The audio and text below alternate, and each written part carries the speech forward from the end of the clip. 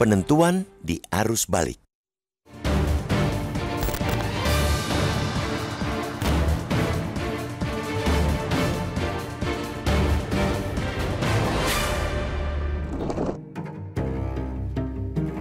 Hari ini, arus balik Lebaran 2025 dimulai. Setelah arus mudik yang relatif lancar, pengaturan arus balik juga harus mencapai hasil serupa. Jika arus mudik tertolong oleh kebijakan pemajuan libur sekolah dan bekerja dari manapun bagi aparat sipil negara, arus balik tidak memiliki keistimewaan serupa. Tahun ini, sekitar 2,1 juta kendaraan meninggalkan Jakarta saat arus mudik atau naik sekitar 0,6% jika dibandingkan dengan Lebaran 2024. Bukan hanya relatif lancar, peristiwa kecelakaan saat arus mudik juga turun 31,37%. Meski pantas dikatakan bagus, manajemen arus mudik Lebaran 2025 belum dikatakan tuntas berhasil. Penentuan penilaian masih ada, yakni pada saat arus balik. Memang dari tahun ke tahun, arus balik cenderung lebih lancar ketimbang arus mudik. Namun kemacetan horor bisa saja terjadi. Bahkan masih segar dalam ingatan, macet belasan jam terjadi di Tol Cikampek Palimanan saat puncak arus balik Lebaran 2024. Pada 14-15 April tahun lalu, kendaraan ibarat parkir semalaman di jalan tol dan baru mulai terurai di Karawang. Ini terjadi meski sistem one way sudah diberlakukan. Sebab itu, Polri, Kementerian Perhubungan, Jasa Marga, dan seluruh stakeholder manajemen lalu lintas arus balik tidak boleh terbuai kelancaran di saat arus mudik. Untuk mengantisipasi kemacetan arus balik, Polri memang sudah menyiapkan mekanisme lalu lintas satu arah lagi. Cara itu akan diberlakukan lebih awal, yakni one way lokal yang dimulai esok. Tahap pertama one way lokal pada 3 April akan dimulai dari kilometer 188 Tol Cipali hingga kilometer 70 Tol Cikampek. Tahap kedua, one way lokal berlangsung dari Tol Pejagan sampai kilometer 188. Kemudian, one way nasional pada 6 April berlaku di kilometer 414 ruas jalan tol Semarang-Batang sampai kilometer 70 ruas jalan tol Jakarta-Cikampek. Namun berkaca dari macet horor tahun lalu, sistem one way belum jaminan kelancaran arus balik jika faktor biang macet tidak tertangani. Dua biang macet di Tol Cikampek adalah melubernya kendaraan pengguna rest area kilometer 62 dan pertemuan kendaraan di kilometer 66. Tentunya, antisipasi kemacetan tidak cukup hanya pengaturan di dua titik itu, melainkan antisipasi jauh sebelumnya, termasuk semaksimal mungkin mendorong masyarakat menghindari puncak arus balik 6-7 April 2025. Sebab itu, kita mengapresiasi pemberlakuan diskon tarif tol oleh Jasa Marga sebesar 20% pada 3-4 April. Tidak hanya pengaturan arus balik via jalan darat, pemerintah dan seluruh instansi terkait juga harus memastikan kelancaran arus balik melalui moda transportasi kereta api, kapal laut, maupun pesawat terbang. Penumpukan kendaraan yang tahun ke tahun terjadi di Pelabuhan Bakauheni, Lampung harus diantisipasi. Tidak kalah penting, PLNI juga harus menjamin keselamatan pelayaran di tengah prediksi BMKG mengenai potensi hujan lebat yang terjadi selama arus balik Lebaran. Selama Maret lalu, berbagai peristiwa kecelakaan kapal akibat ombak tinggi di berbagai titik perairan Nusantara harus menjadi peringatan kewaspadaan. Standar prosedur operasi harus dipenuhi tanpa terkecuali. Bagi Indonesia yang merupakan negara muslim terbesar di dunia, Lebaran juga adalah ujian kematangan sistem transportasi nasional. Keberhasilan di pengelolaan mudik bukan hanya membuahkan kenyamanan dan keselamatan masyarakat, melainkan juga kebanggaan di mata dunia.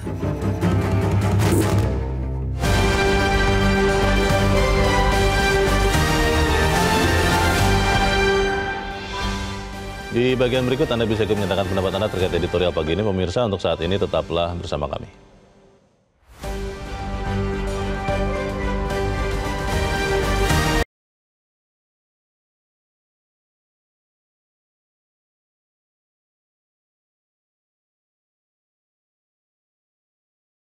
Media Indonesia mengajak Anda untuk mengakses fitur premium e-paper. Dengan sajian konten berbasis intelektual dan meneguhkan kebangsaan, Media Indonesia tampil dengan lebih dinamis melalui e-paper Media Indonesia yang dapat Anda akses kapan saja, di mana saja. Caranya mudah, download aplikasi Media Indonesia di Android atau ketik link e-paper.mediaindonesia.com atau bisa scan QR Code pada layar kaca Anda. Klik tab e-paper di bagian samping layar tablet Anda, daftarkan data diri, serta pilih paket berlangganan e-paper Media Indonesia sesuai dengan kebutuhan Anda. Nikmati juga bonus spesial tambahan 4 halaman rubrik fokus setiap hari. Semua bisa Anda dapatkan hanya di e-paper Media Indonesia. Untuk informasi lebih lanjut, hubungi customer service di nomor 0811 1201 2018 atau kunjungi media sosial @Media Indonesia. Media Indonesia, referensi bangsa. Terima kasih Anda masih bersama kami dan sekarang kita akan mendengarkan dulu Mas Jaka pendapat dari pemirsa Metro TV. Kita sudah terhubung dengan pemirsa Metro TV di Jakarta, ada Ibu Ong Mei Hua. Bu Ong, selamat pagi. Ibu Ong, selamat pagi.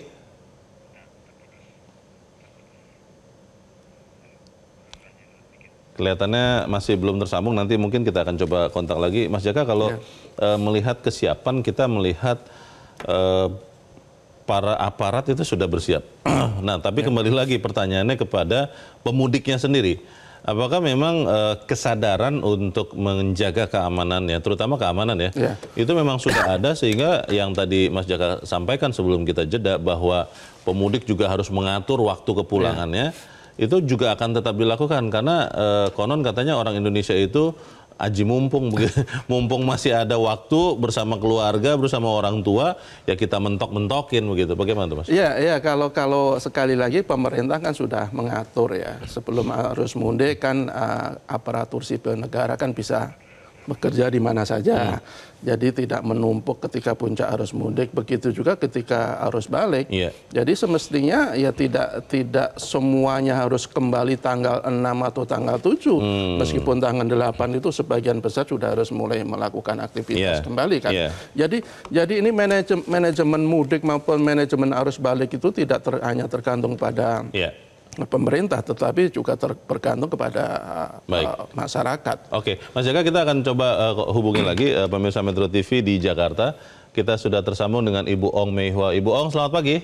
Selamat pagi Bang Leo, selamat pagi Mas Jaka. Assalamualaikum warahmatullahi wabarakatuh. Waalaikumsalam warahmatullahi wabarakatuh. Bagaimana Ibu Ong, ini arus balik nih Bu, silakan Bu. Iya, kita ucapkan minal aizin wal faizin bagi yang merayakan. Jadi arus balik itu kena apa mesti serentak. Mungkin seneng loh Bang Leo. Desak-desakan begitu. Kan bisa diatur Bang.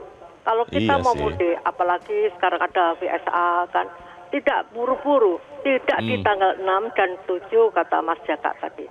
Lebih-lebih kalau di Bakahuni Bang Leo, kita kalau pulang ke Sumatera kan bukan main. Sudah cuaca. Tantangannya ya. Cuaca juga ya Bu ya, berpengaruh ya kepada penyeberangan. Penyeberangan itu kita juga pengen Bang Leo. Kan sekarang dari Lampung sampai Medan itu berapa jam? Kan seneng Pak. Tetapi bagaimana pengaturannya untuk mengangkut masyarakat? Lalu numpuk sehingga jalanan pun susah. Sekarang kita alhamdulillah di tahun ini di momen Idul Fitri tidak seperti tahun lalu.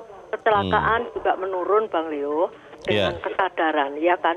Lalu motor juga diangkut, siapa yang diangkut dengan truk.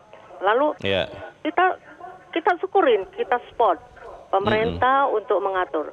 Mudah-mudahan nanti di tahun depan, di Idul Fitri tahun depan lebih lancar dan tidak banyak terjadi kecelakaan Bang Leo gitu. Harapan Ibu kan begitu, tidak pesawat kan mahal gitu. Bu. Kita doakan supaya pesawat juga jadi tidak mahal lagi begitu loh Bu. Kita doakan pesawat tiketnya murah, jangan ya sampai orang lari Bang Leo. Dari tempatnya Bang Leo dari Medan pergi ke Malaysia. Loh ya kan orang kan menghemat Bang. Itu aja. Assalamualaikum warahmatullahi wabarakatuh. Waalaikumsalam warahmatullahi wabarakatuh. Terima kasih Ibu Ong di Jakarta untuk pendapat Ibu. Apakah memang kemudian kembali lagi Mas Jaga, apa yang bisa dipastikan, dilakukan supaya kemudian pemudik yang akan balik ini bekerja sama juga? Ya, imbauan itu saya pikir sudah sering kali dilakukan ya. Jadi sekarang tergantung juga kepada masyarakat. Tetapi pemerintah juga tidak bisa lepas tangan begitu saja. Mereka harus mempersiapkan segala sesuatunya, infrastrukturnya, sehingga antisipasi untuk mengatasi kemacetan ketika arus balik itu benar-benar bisa maksimal. Salah satunya misalnya, yang menjadi masalah klasik kenapa sering terjadi kemacetan di jalan tol misalnya, itu kan karena rest area kan, rest area di Cikampek di KM 62 kalau tidak salah. Kepenuhan itu kan, itu biasa masalahnya karena emang over kapasitas ketika di hari-hari normal itu paling juga ratusan atau ribuan, ini bisa puluhan ribu ketika orang ingin menggunakan rest area. Jadi harus ada antisipasi yang betul-betul maksimal sehingga rest area itu tidak menjadi biang kemacetan lagi, paling tidak dikurangi lah. Kalau kita menghilangkan sama sekali saya pikir juga agak sulit. Jadi mesti ada pengaturan yang lebih serius. Kalau tidak tegas misalnya, kan banyak juga masyarakat yang terkadang memaksakan untuk masuk rest area ketika sudah penuh. Akibatnya mereka akhirnya berhenti di bahu jalan, menimbulkan kemacetan yang rugikan masyarakat juga. Jadi harus ada ketegasan juga dari aparat agar masyarakat itu betul-betul mematuhi aturan. Sebagian teman dan kerabat mengatakan Mas Jaka, kalau tidak bermacet-macet ria itu tidak afdol. Itu bukan arus mudik atau arus balik. Bagaimana kita menyadarkan orang-orang seperti ini, kita bahas di bagian berikut, dan pemirsa tetap bersama kami, Editorial Media Indonesia. Segera kembali.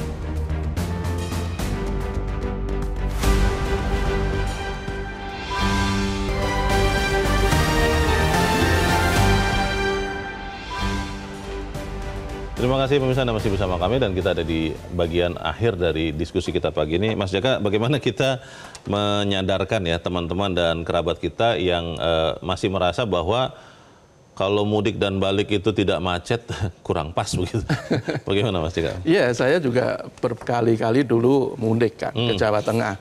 Memang macet itu memang bagian dari ritual mudik ya. Seninya katanya begitu. Tetapi percayalah kalau mudik tanpa macet saya pikir akan lebih mengesankan. Iyalah. Lebih enak, lebih segar. Kita bisa cepat ketemu dengan keluarga di kampung halaman.